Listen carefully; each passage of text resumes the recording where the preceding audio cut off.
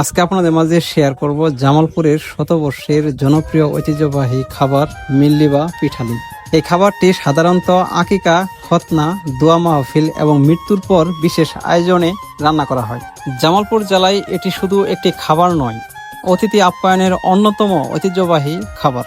আজকের ভিডিওতে আমি আপনাদের দেখাবো শুরু থেকে শেষ পর্যন্ত কিভাবে বড় কিংবা ছোট আয়োজনে ঐতিহ্যবাহী মিল্লি রান্না করা হয়, কিভাবে মাংস চালের গুঁড়া দিয়ে ধীরে ধীরে মিল্লি তৈরি করা হয় এবং শেষে কিভাবে পেঁয়াজ, রসুন ও জিরার বাগার দিয়ে এর অতুলনীয় স্বাদ সম্পূর্ণ করা হয়। সবকিছুই ধাপে ধাপে তুলে ধরবো। তাহলে আর দেরি না করে চলুন দেখা যাক জামালপুরের ঐতিহ্যবাহী সুস্বাদু মিল্লির সম্পূর্ণ রান্নার রেসিপি।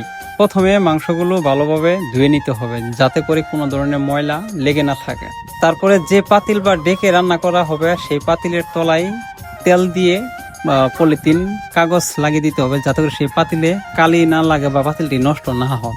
তারপর সেই পাতিলে অল্প পরিমাণ সয়াবিন কিংবা সরিষার তেল ব্যবহার করতে হবে যাতে করে সেই মাংস বা মিল্লি পুড়া না ধরে। পাতিলে অল্প পরিমাণ তেল দেওয়ার পরে তারপর আপনি দেখতে পাচ্ছেন এইখানে কিন্তু পাতিলে মাংস উঠিয়ে দিচ্ছে। প্রতিটা পাতিল বা ডেকে মাংস তুলে দেওয়া হয়েছে। এখন পরবর্তী ধাপে মশলা ব্যবহার করা হবে। এদিকে কিন্তু সব ধরনের মশলা রেডি করে রাখা হয়েছে, আপনারা দেখতে পাচ্ছেন। প্রথমে প্রতিটা পাতিলে পরিমাণ মতো পেঁয়াজ দেওয়া হচ্ছে, এরপর দিচ্ছে পরিমাণ মতো হলুদের গুঁড়া, এরপর আদা রসুন বাটা এবং মিল্লি রান্না করার যাবতীয় মশলা দিয়ে দিচ্ছে। শুধু তাই নয়, সাথে কিন্তু কাঁচামরিচও দিচ্ছে, আপনারা দেখতে পাচ্ছেন। প্রিয় বন্ধুরা, মিল্লি রান্না করতে যত ধরনের মশলা লাগে সব ধরনের মশলা কিন্তু দিয়ে রেডি করা হয়েছে, আপনারা দেখতে পাচ্ছেন।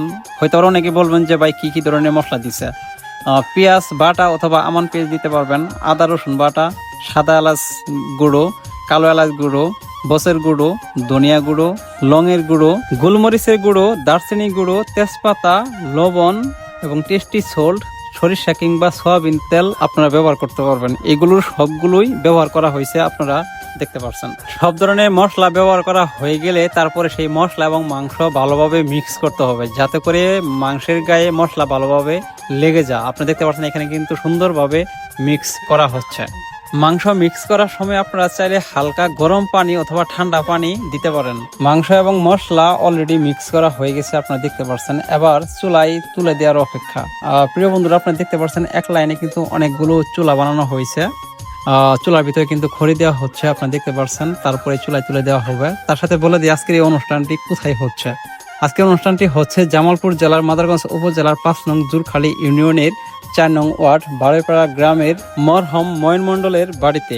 ময়ন মণ্ডলের বিদেহী আত্মার মাগফিরাত কামনায় এই মিল্লিবাতের আয়োজন করা হয়। প্রিয় বন্ধুরা, আপনারা প্রত্যেকেই মন খুলে মন থেকে দোয়া করবেন যেন আল্লাহ তাআলা তাদের এই আয়োজনকে কবুল করেন এবং এই আয়োজনের উসিলায় মরহম ময়ন মণ্ডলকে মাফ করে দেন এবং তাকে জান্নাতুল ফেরদাউস দান করেন এবং তার পরিবারের সকল সদস্যকে আল্লাহ তাআলা মাফ করে দেন এবং হেফাজতে রাখেন। প্রিয় বন্ধুরা, কথা বলতে বলতে এদিকে কিন্তু অলরেডি সকল পাতিল চুলায় তুলে দেওয়া হয়েছে। এবার আগুন ধরিয়ে দেওয়া হবে।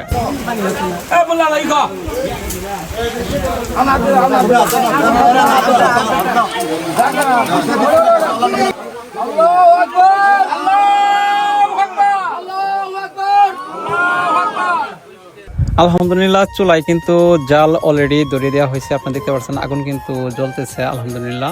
এদিকে দুটি পাতিলে পানি গরম করা হচ্ছে, আবার এদিকে কিন্তু মাংস রান্না করা হচ্ছে। এই মাংসের ভিতরে সেই গরম পানিগুলো দেওয়া হবে এবং তারপরে চাউলের গুঁড়া দিয়ে কিন্তু জনপ্রিয় এবং সুস্বাদু খাবার মিল্লি রান্না করা হবে।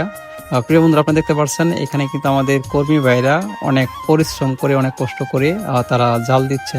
তবে আজকে আলহামদুলিল্লাহ কিন্তু তুলনামূলকভাবে কোনো গরম নেই। আজকে আবহাওয়া খুবই ঠান্ডা, বৃষ্টি।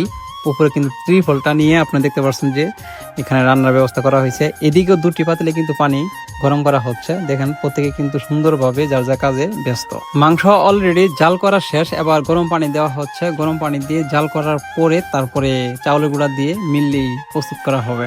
মাংস জাল কিন্তু অলরেডি প্রায় শেষের পথে। আপনি দেখতে পাচ্ছেন এখানে কিন্তু পানি টগর বগর করতেছে একদম গরমে।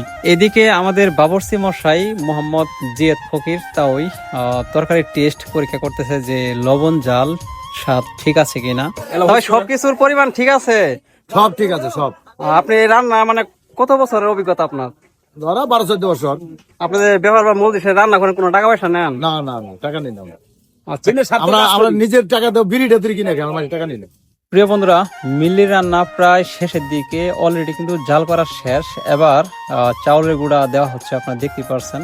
চাউলের গুঁড়া দেওয়া শেষ হলেই কিছুক্ষণ নাড়াচাড়ি এবং জাল দেওয়ার পরেই কিন্তু হয়ে যাবে আমাদের সুস্বাদু জামালপুরের জনপ্রিয় ঐতিহ্যবাহী খাবার মিল্লি রেডি। চাউলের গুঁড়া দেওয়ার পরে কিছুক্ষণ জাল দিতে হবে এবং নাড়াচাড়া করতে হবে, তা না হলে ভিতরে গুঁড়ি ধরবে। প্রিয় বন্ধুরা, আপনি দেখতে পাচ্ছেন অলরেডি মিল্লি কিন্তু হয়ে গেছে। মিল্লির সুন্দর একটি কালার এবং কিন্তু ফ্লেভার চলে এসেছে, আপনি দেখতেই পারছেন। জাল দেওয়ার পরেও নাড়াচাড়া করার পরে কিন্তু কিছুটা গুঁড়ি ধরছে, সেই জন্য এই যে পাটের খড়ি দিয়ে সেই গুটিগুলোকে মানে গলিয়ে দেওয়ার চেষ্টা করছে, আপনারা দেখতে পাচ্ছেন। আপনারাও এভাবে খড়ি দিয়ে গুটিগুলো গলিয়ে দিবেন। মিল্লি রান্না কিন্তু অলরেডি হয়ে গেছে, আপনি দেখতে পাচ্ছেন। চুলা থেকে কিন্তু প্রতিটা পাতিল বা ডেক নামিয়ে রাখা হয়েছে। এখন শুধু জিরা, তেজপাতা আর বিভিন্ন মশলা দিয়ে শুধু মানে বাগার বা তেলানি দেওয়ার বাকি রয়েছে। তেলানির জন্য চুলায় ডেক বসিয়ে কিন্তু এখানে তেল গরম করা হচ্ছে। এরপরে এর ভিতরে দেওয়া হলো পেঁয়াজ। তারপরে আপনারা যে মিল্লির ভিতরে গুঁড়া মশলাগুলো ব্যবহার করছেন, তার প্রত্যেকটা মশলাই আপনারা মানে আমান এখানে ব্যবহার করবেন। শুধু মরিচ এবং হলুদ ব্যতীত প্রত্যেকটা মশলা আপনারা আমান ব্যবহার করে ভালো করে ঝাল করে সুন্দর একটা ফ্লেভার নিয়ে আসবেন। এবং ঝাল করলে আপনারা বুঝতে পারবেন যে পেঁয়াজ হালকা কালো কালো হয়ে গেছে। তারপর আপনারা সেগুলো মিল্লির ভিতরে দিয়ে দিবেন। আপনারা দেখতে পাচ্ছেন অলরেডি আমাদের তেলানি দেওয়ার জন্য কিন্তু আমাদের এই ইটা তৈরি হয়ে গেছে। তেলানিটা এখন শুধু মিল্লির ভিতরে দিতে হবে। সবশেষে তেলানিটাও কিন্তু দিয়ে দেওয়া হচ্ছে। প্রিয় বন্ধুরা, আপনারা দেখতে পাচ্ছেন যে দেখেন তেলানির যে উপকরণগুলো সেগুলো কিন্তু মিল্লির ভিতরে দেওয়া হচ্ছে। এরপরে শুধু নাড়াচাড়া দিতে হবে, তারপরেই মিল্লির আরো সুন্দর একটি ফ্লেভার চলে আসবে এবং আরো সুস্বাদু হবে। আলহামদুলিল্লাহ, মিল্লির রেসিপি ডান।